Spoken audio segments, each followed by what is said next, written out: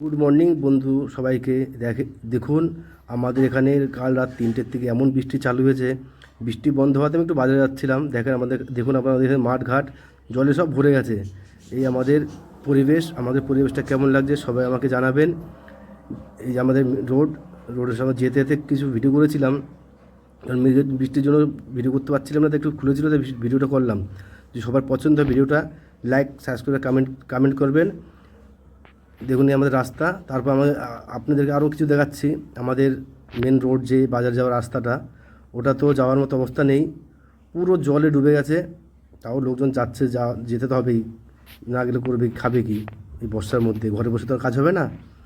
দেখতে থাকুন আগে। এই দেখেন আমাদের বাজারের রাস্তাটা কত জলে ডুবে গেছে পুরো। যদি বৃষ্টি না কমে তাহলে তো ভাবছি আমাদের এখানেও বন্যা হয়ে যায় বাংলাদেশের মতো। দেখুন পুরো রাস্তা ডুবে গেছে। এই যেতে যেতে ভিডিওটা করলাম। যদি ভিডিওটা সবার পছন্দ হয় কি না একটু কমেন্ট করে জানাবেন।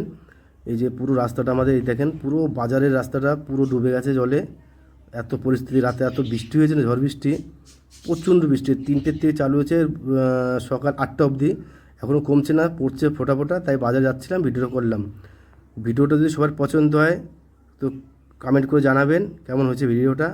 এর নেক্সট ভিডিও আবার পাঠাবো।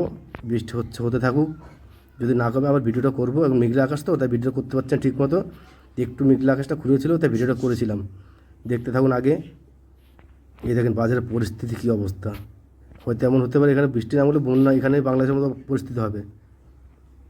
যেমন বাংলাদেশের বন্যা সব ডুবে গেছে, হয়তো এখানেও সেরকম হতে পারে।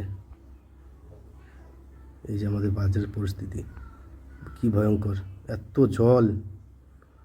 একটা বয়স্ক বুড়ি যাচ্ছে, উনি যেতে পারছে না, তাও হেঁটে হেঁটে যাচ্ছে, কী করবে দেখেন।